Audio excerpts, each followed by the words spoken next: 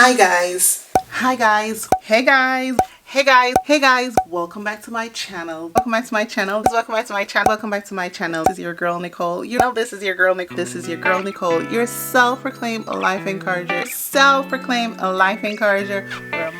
Hey guys, welcome back to my channel. This is your girl Nicole. However, this is not one of my regular video. I'm not gonna rattle off my tagline, you know, because this video I want to do something different.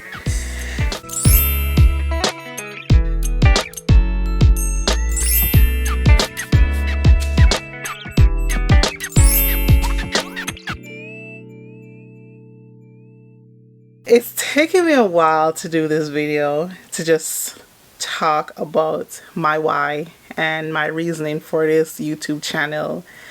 I just didn't just start a YouTube channel because I wanted to. I started it because I really wanted to help someone, and there's a reason behind the help. If you have watched my videos in the past, I briefly talk about my miscarriages. I talk through the fact that I've been through 3 miscarriages or experienced 3 pregnancy losses. I've had one at 16 weeks. The other was 20 weeks and 5 days, and the last miscarriage was at 21 weeks and 6 days, just 1 day shy of like 22 weeks, which is viability for babies, where babies are viable. And I started this channel, but before I started this channel, I started it on Instagram. After my second miscarriage, I needed an outlet. I needed somewhere to help me to encourage myself. And so I started a page called daily_encouragement_JM. The JM stands for Jamaica. And so I started that page, so that's what, probably 3-4 years ago. And the whole purpose was to just get encouraging quotes, put them on Instagram, post them, and it's to encourage me while I encourage someone else. That was the whole purpose, to encourage someone else too. But it really was for me to encourage myself daily, and that's why it was called Daily Encouragement. And I did that for a few 2-3 years, still posting and still saying, hey, I need encouragement, and I'm encouraging you. And then I had my 3rd miscarriage, and guys, I don't want to cry, but it was tough. It's been tough. You know, I rattle off my tagline here on my YouTube channel, and it's you see the excitement, and I'm happy, and I'm just in that spirit, but it's not always like that. It's not always bubbly and happy. It's days where I don't want to get up. I don't want to do anything. I just want to pull the sheet over my head and go back to bed. But I get up every day, and I still push through. And many times friends will call, how are you doing, Nicole? Oh, I'm good. I'm alright. I'm good.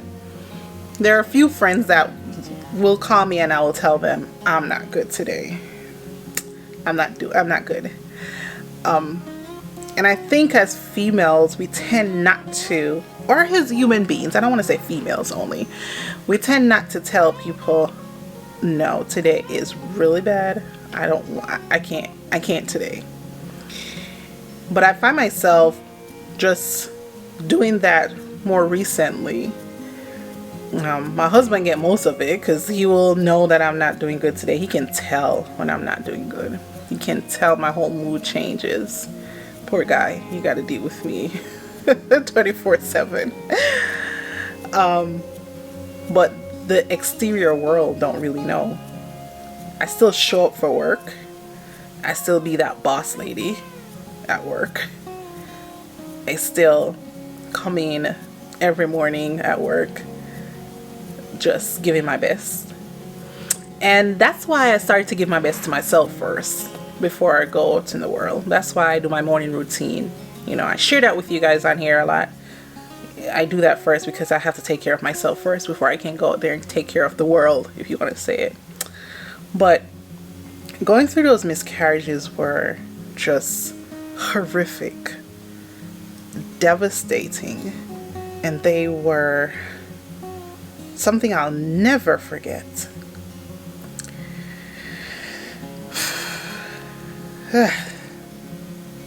It's, when I think about it,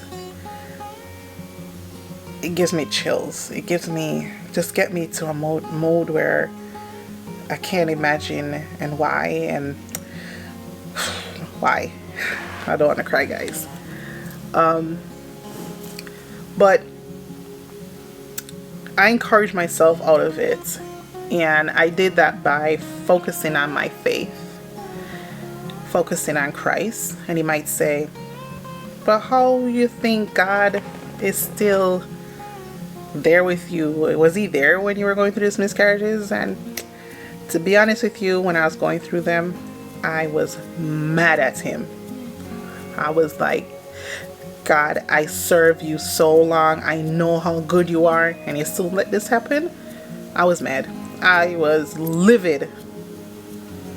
And I just had to go back to his word, read his word, and get that motivation to still trust him and to still give him my all.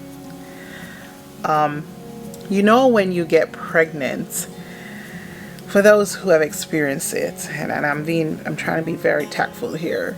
When you do get pregnant, you have a feeling that comes over you that is a feeling of excitement, worried, and excitement again. And it goes back and forth, like, oh my gosh, but oh my gosh, oh my gosh.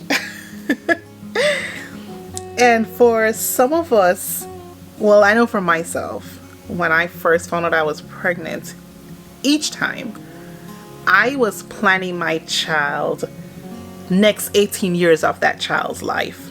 I had the next 18 years of his or her life, because I didn't know what I was having at the time.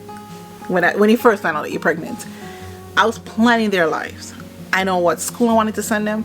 I know what language I want them to learn. I know how I was going to teach them. I know what food I was going to feed them. I know what high school I wanted them to go. I know what college I wanted them to go. All of that emotion is bottled up in that first instant you find out that you're pregnant. Well, that's what was bottled up for me. And so when you go through the motions of the different weeks, going through, 12 weeks, 13 weeks, 14 weeks, you're on the right track. And then boom, here comes 16 weeks and baby's gone. All that planning that's in your mind is gone with it. All the what if, the future is gone. And so when I got pregnant the second time, on top of the emotions of planning out my child's next 18 years was the emotions of the what ifs. Every little thing that happened, I was, hope that's nothing. Or just scared of every movement, every twinge, every little thing was just like, so the excitement of being pregnant was gone. And the worry of not being pregnant long term was there. And I had to navigate through that. And I remember when I got to 16 weeks, 17 weeks, 18 weeks, and I kind of relaxed a little bit. And I said to my husband, okay, I think we got this. I think we're getting there. I think we're getting there. And when 19 weeks came by, oh my gosh, I was elated, excited. And then here comes 20 weeks. 20 weeks and day 3, because that's when I went into the hospital. And I felt numb. I felt like I was in a dreamland, like this was not happening. Like I'm laying on the bed and the doctor is saying if I can see that this child is coming. And I'm like, what?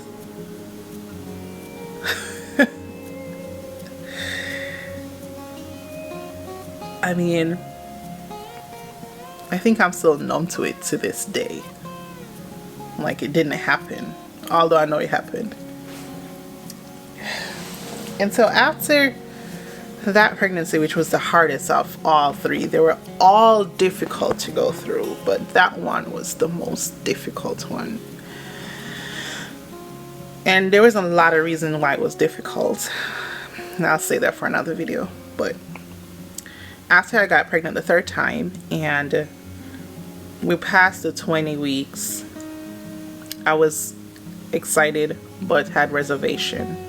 And here I go again, having a miscarriage at 21 weeks and 6 days.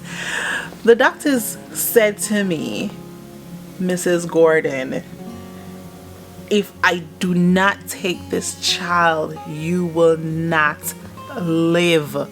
You will bleed out.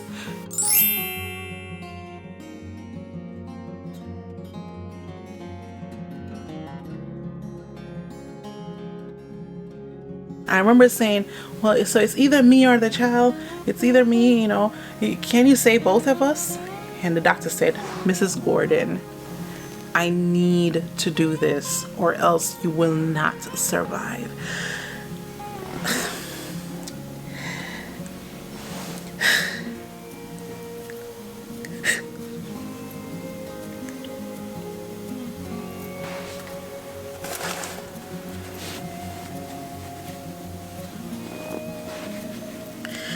I don't know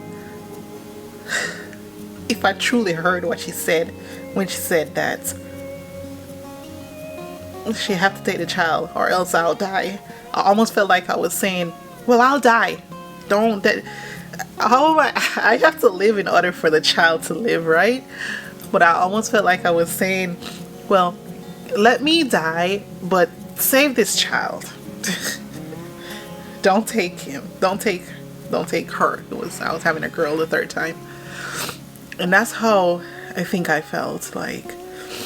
But I don't know if I knew what I was saying. Like she was saying, Mrs. Gordon, no. Just thinking about it, it's heartbroken. And it's been 2 years since that last pregnancy loss, 2.5 years. And it still hurt like heck. And so when people see me on these videos and I am teaching and I'm bubbly and that is because I get this new leash on life that things will get better. I have this new determination that I have to live my best life irregardless of the circumstances, that I still have to go through life and be Nicole, be Nikki. I still have to do that. And that's why this channel is here to hopefully I'll get to the point where I can talk more about this and I can help others no matter what circumstances. You might not have a pregnancy loss like me. You might have been trying to get pregnant for the longest and you still can't. I know a lot of people like that. And so you might be going through that, and that's just as heartbreaking as these pregnancy losses.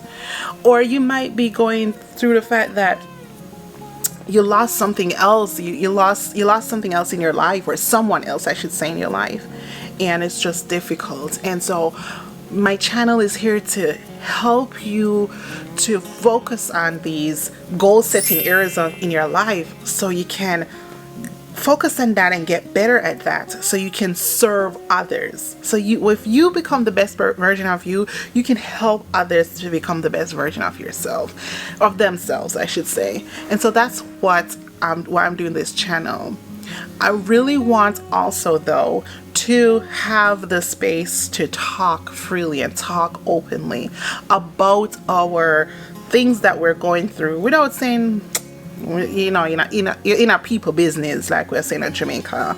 We want to know our business, no, or she weaky, why she have to go on. So for my American friends is, you know, I don't want it to be in terms of, you know, we're talking about each other's intricate details of our lives or the fact that we're coming across weak.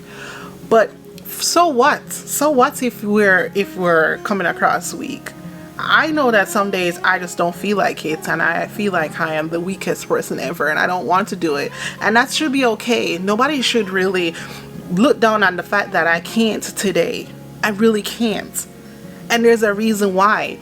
And you might have your own reason, which is different from my reason why you can't today, and that should be okay. Like, why we have to be this strong woman or this strong person, and not every day you're strong. Some days you just really want to crawl up in the bed and don't do anything, and that should be okay.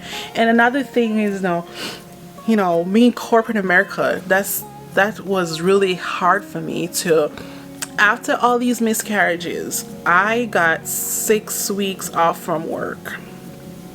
6 weeks, because as again I said, it was pregnancy losses, so they did see them as me having a child. So I got the 6 weeks maternity leave, and after the 6 weeks, and I walked back into work. Those were tough. Walking back into work and just trying to still be that boss lady. As I said, I'm a leader at work. I have 30 people that reports to me, and I go back to work and have to be strong. I have to sit up in the meetings. I have to still bring my A game. And some days I was crying all the way to work, driving all the way to my job. Got to the parking lot, eyes crying, eyes red, nose not running, bawling, and I had to get myself together. I used to put on a fake reading glasses, and walk into the building, and so it would glare my eyes so you won't see the red in my eyes. That's what I used to do. And I used to walk into the building and hope that nobody saw my eyes.